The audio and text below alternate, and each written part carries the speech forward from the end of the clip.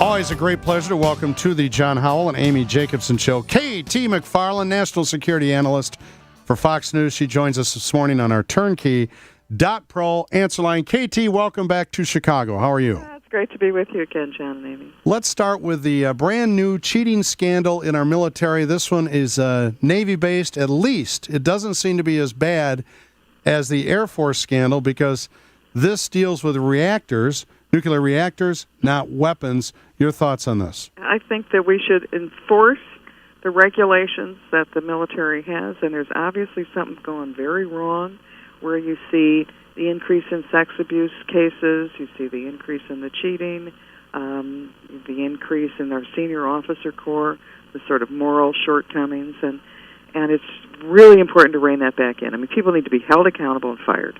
Well, why are so many people cheating? That's what I think we got to get to the bottom of. I mean, has this been everybody's been looking the other way because we've been fighting wars and that's been more important than the values that our military traditionally holds? You've got to get to the bottom of it, and the way you get rid of it is to investigate it and then hold people accountable and hold their bosses accountable.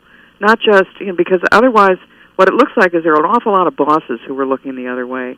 And if they weren't looking the other way, they didn't know about it, they should have known about it. Do you know how this went down, like how they were cheating? Was there a piece of paper? Did they go old school and write A, B, C, D, D, D, A, none of the above on a piece of paper and pass it around? Or? I don't know. I mean, if not, then there's a paper trail. There's literally a paper trail of computers. In other words, did it go on email? Did it go on somebody's hard drive? I mean, who knows? But get to the bottom of it. Don't look the other way. The military in the past often has been accused of looking the other way, and this is not the time to do it.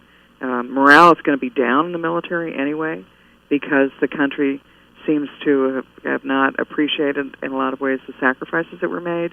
We're cutting some of their medical benefits. We're cutting their retirement pay. Incidentally, we are not cutting those similar and equivalent benefits in the civilian government workforce. Yeah. If you're a civilian, you're not seeing anything be cut. If you're military, you're seeing your retirement being cut. Well, if you're in the, essentially, if you are a government employee, not dealing with military issues, not in the military, you're probably unionized. Yes, and the military is not unionized. Talking here with K.T. McFarland, National Security Analyst for Fox News. I want to turn your attention to, essentially, Iran. And you've been in administrations, you've sat at the table.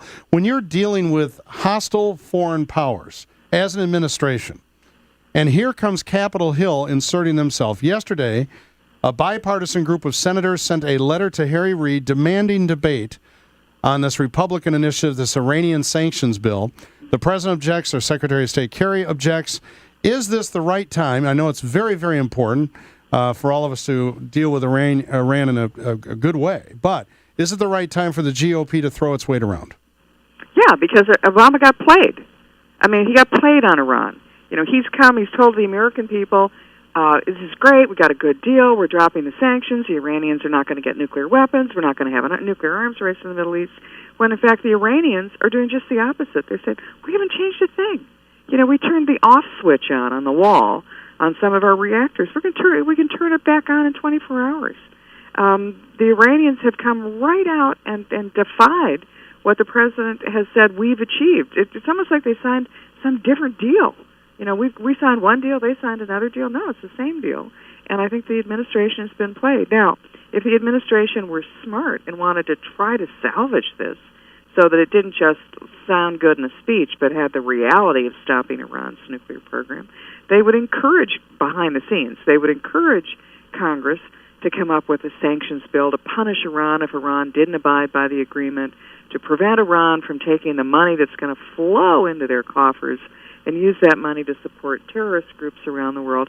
The administration could have used that and said, hey, Iran, we're good cop. Those bad cops over there in the Senate, they're going to pass sanctions unless you kind of toe the line here. They could have used it as a good cop, bad cop routine. Do you suppose that was in the works? Do you suppose that was the plan with the man behind the curtain?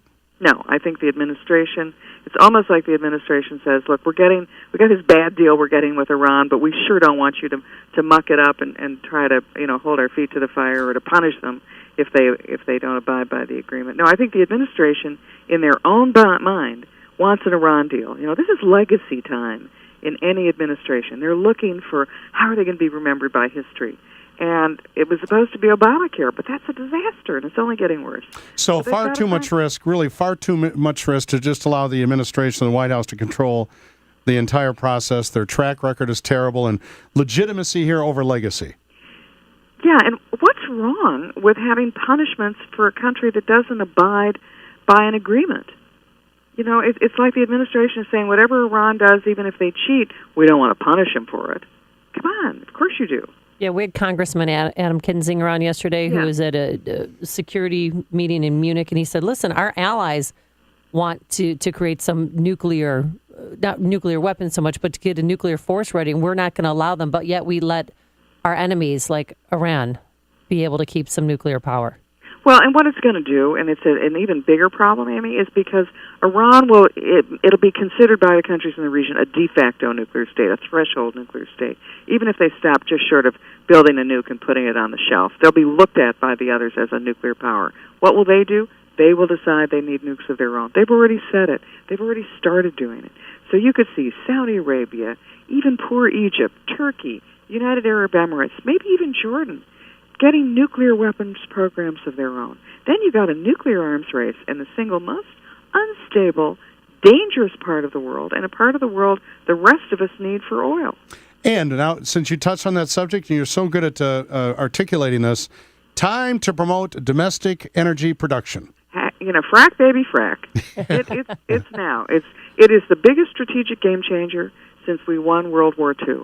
It would change the world. We wouldn't need to be involved in every little fight in the Middle East, which we've been in for the last 40 years. We wouldn't need their energy. We would also be the one country, and we'd be the new Saudi Arabia. It would give economic and development in the United States beyond all belief. It would mean manufacturing jobs come home, and it would mean China, India, Japan, others who don't have that energy would come hat in hand, knocking pleasantly at our door, hoping to trade with us. The revenue stream might turn around and come back this way. We've had the greatest transfer of wealth in the last 100 years from us to the Middle East in human history. That is exactly right. It has been the greatest transfer of wealth in the history of mankind. Let's have that turn around and come back to us. I totally agree. We follow you on Twitter, and we noticed that somebody named Fiona McFarland has been deployed on the USS Coronado. An acquaintance of yours? Yes, my daughter was on the maiden voyage of the USS Coronado, the Navy's new littoral combat ship, and it has just completed its maiden voyage successfully, which is a huge deal for the Navy. This new littoral combat ship is a ship that the Navy's looking to be the sort of foundation of the fleet for the next 30 years. So aren't you nice to notice? Thank you. Well, congratulations. You must be very proud. Very proud, and she's coming home today, so thank you. Oh, good. KT, thank you so much for your time this morning. It's always great having you on the program. It is. Talk to you soon. KT McFarland on our turnkey.pro answer line.